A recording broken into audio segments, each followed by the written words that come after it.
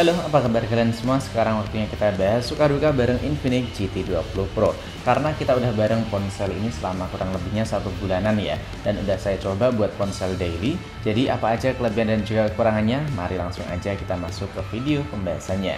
Di video kali ini kita membahas terlebih dahulu buat kekurangan dari GT20 Pro ini. Yang pertama menurutku sih buat urusan desain ya. Buat urusan desain ini emang tergantung selera masing-masing. Karena buat back covernya itu bisa dibilang keramaian, terlalu ngotak, dan sama mudah kelihatan kotor. Tapi buat yang suka desain gaming, tentu ponsel ini udah kerasa mantep banget, ditambah lagi ada buat lampu LED RGB. Dan buat kalian yang bilang itu keramaian atau gak suka ada lampu LED-nya kelihatan alay, kalian tinggal offin aja. Dan duka yang kedua di GT20 Pro ini menurutku sih buat suhu yang dimilikinya. Dan emang sebenarnya kalau kita bandingin dengan GT10 Pro sebelumnya, GT20 Pro ini jauh lebih bagus buat manajemen suhunya. Dan sebenarnya tergantung pada settingan game yang sedang kalian pakai. Semakin tinggi buat settingan grafik yang kalian pakai, tentu buat suhunya juga semakin tinggi. Dan kemarin udah sempat kita compare sama X6 Pro buat main game Mobile Legends sama game PUBG Mobile. Ternyata buat suhunya itu cuma 11-12. Namun waktu saya pakai buat main game Genshin Impact, suhu yang ada di Infinix GT20 Pro ini menurutku sih cenderung lebih hangat. Dan itu sih sebenarnya bisa dibilang tergantung kalian juga ya. Kalau kalian pengen performa full, suhu nggak mau anget, kalian tinggal beliin aja buat cooler eksternal atau cooler tambahan. Dijamin buat suhu ataupun buat pemakaian itu makin terasa ajib lagi. Kekurangan yang ketiga tentunya di Infinix GT20 Pro ini nggak adanya buat lubang jack audio 3,5 mm. Karena buat lubang jack audio tersebut memang masih bisa dibilang kurang familiar buat ponsel ataupun buat user sekarang ini. Dan meskipun buat sekarang ini udah banyak banget ya buat TWS yang punya fitur buat game mode. Tapi buat kalian para gamer kompetitif tentunya buat pakai wireless itu kayak kurang rekomen aja gitu. Dan kalian juga bisa ngakalin pakai konverter tambahan atau pakai USB Type-C secara langsung. Dan kekurangan selanjutnya menurutku sih ini penting gak penting ya. Karena buat memori internalnya itu ada di 256GB. Dan yang cukup disayangkan itu nggak ada buat slot kartu memori eksternal. Dan misalkan ponsel dari GT20 Pro ini ada buat opsi memori internal di 512GB, tentu ponsel ini makin worth it banget. Sekarang kita masuk di bagian suka bareng GT20 Pro. Buat urusan performa tentu GT20 Pro ini udah nggak perlu kita raguin lagi. Bisa dibilang ponsel paling overpower di harga 4 juta rupiah. Nah, kenapa saya bilang 4 juta rupiah? Karena buat varian RAM 8GB itu bisa kita dapetin di harga 4 juta sampai 4,1 juta rupiah. Dan buat varian RAM 12GB itu bisa kita dapetin dengan harga kurang lebihnya ada kisaran 4,3 nyampe 4,5 juta rupiah. Dengan performa dari Dimensity 8200 5G, kemudian memorinya udah pakai UFS 3.1, tentu udah satset banget. Antutunya juga tinggi banget dan bisa dibilang tertinggi di harga 4 jutaan rupiah. Serta buat game juga udah lancar parah. Grafis juga udah los rata kanan. Bahkan buat game PUBG Mobile, ponsel ini bisa dibilang jadi ponsel pertama yang udah support dengan grafis di 120 fps. Dan tentu ini jadi alasan kenapa GT20 Pro jadi official gaming phone of MDL. Bahkan waktu kita pakai buat main game tersebut ya, ponsel ini nggak ngalamin frame drop sama sekali. Dan saran aja kalian jangan update GT20 Pro nya ke patch bulan April. Karena waktu saya tes ternyata sekarang ini ngalamin frame drop atau lebih tepatnya ngalamin lock di 110 fps. Dan buat kalian yang sering banget tulis di kolom komentar, Bang tolong dong buat update patch bulan Juni atau yang terbaru sekarang ini. Nah, saya mohon maaf banget nih karena GT20 Pro saya ini udah berkali-kali saya cek, tapi ternyata buat keamanan atau patch terbaru belum ada di ponsel yang saya pakai.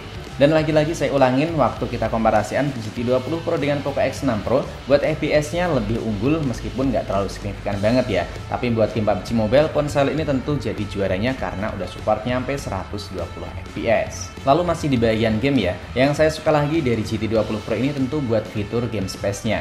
Lebih tepatnya buat game mode yang dimiliki itu udah kerasa makin enak banget. Dengan adanya mode esport atau jangan ganggu, kemudian adanya buat fitur bypass charger, tentu ini sangat ngebantu banget ketika kita sedang bermain game. Lalu yang saya suka dari GT20 Pro tentu di bagian fotografinya. Emang ponsel ini buat kameranya itu bisa dibilang yang gue itu gimmick, yang bisa kita pakai itu di 108 megapiksel atau kamera utamanya aja. Tapi buat hasil foto ataupun perekaman video itu bisa dibilang sangat mantap banget buat ponsel di harga 4 jutaan. Tambah lagi udah punya sistem OIS. Terutama yang saya suka itu buat hasil potretnya bisa 2 kali zoom buat kamera belakang.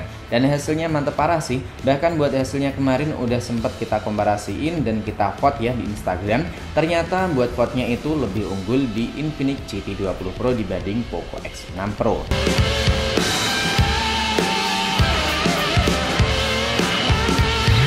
Kenapa dari tadi kita bilangnya lebih unggul dibanding Poco X6 Pro? Ya karena buat GT20 Pro ini kan bisa dibilang sepadan dengan Poco X6 Pro ya. Cuman kalah di bagian memori internalnya aja dan harganya emang sedikit lebih mahal sih. Tapi ya kita ulangi lagi, berbeda di bagian memori internalnya aja. Dan buat kalian yang belum nonton buat video komparasi Poco X6 Pro dengan Infinix GT20 Pro, kalian bisa cek di sini atau di komentar yang saya pin. Lalu buat layar juga udah enak banget, dari kerapatan serta warna yang dihasilkan udah oke banget. Warna gover, layar adem, dipakai di luar ruangan juga masih kelihatan jelas. Dan yang saya suka lagi itu tentu waktu kita pakai buat nonton konten di YouTube ya. Buat audionya itu menurutku udah makin enak didengar, buat kualitas audio atas dan juga bawahnya bisa dibilang balance. Dan audionya menurutku udah bisa dibilang enak banget dibanding GT10 Pro sebelumnya. Selanjutnya di bagian UI yang dipakai oleh Infinix GT20 Pro. Menurutku XOS 4GT yang ada di GT20 Pro ini benar-benar enak, smooth dan juga ringan banget. Selain nggak ada bloatware atau aplikasi bawaan, ponsel ini juga tentu nggak ada iklan sama sekali. Cuman saran aja ya buat developer, kalau bisa sih tambahin buat beberapa tema gratis ataupun buat pilihan font gratis yang bisa kita unduh. Jadi buat tampilannya itu biar nggak ngebosinin, lebih tepatnya nggak cuman itu-itu aja. Dan yang saya suka lagi dari GT20 Pro ini ketika sedang kita pakai buat telepon WhatsApp, lebih tepatnya buat video call ya. Karena ada beberapa fitur menarik misalnya kayak filter, background, dan juga pengubah suara. Dan hasilnya waktu kita pakai buat video call emang kelihatan lebih jernih dibanding ponsel lainnya. Bahkan buat saudara saya sendiri yang lagi ada di pesantren nih, waktu nyobain ponsel saya buat video call sama ibunya tuh nggak nyadar kalau ponsel ini ternyata dari Infinix. Kiranya itu ponsel dari BPK Group. Kok bagus banget gitu buat hasil waktu dipakai buat video call. Selanjutnya buat baterai yang dimiliki di GT20 Pro menurutku sih biasa aja ya, nggak boros dan juga nggak bisa kita bilang awet. Dan buat penggunaan standar, lebih tepatnya paling cuma main game kisaran 1 jam paling lamanya, GT20 Pro ini masih bisa nemenin saya dalam waktu keseharian penuh, lebih tepatnya satu hari itu cuma ngecas 1 kali. Dan buat fitur lain yang ada di Infinix GT20 Pro ini menurutku sih udah kerasa oke banget ya, karena sekarang ini udah ada buat fitur Eye Blaster atau lebih tepatnya buat inframerah yang ada di GT20 Pro. Dan ini menurutku sih udah kerasa banget buat peningkatan di GT20 Pro. Jadi buat kesimpulannya gimana bareng GT20 Pro? Kalau menurutku ponsel ini sih terbaik di harga 4 jutaan rupiah ya, 4 juta kecil lebih tepatnya. Karena selama pemakaian saya nggak ngalamin bug ataupun masalah di GT20 Pro ini.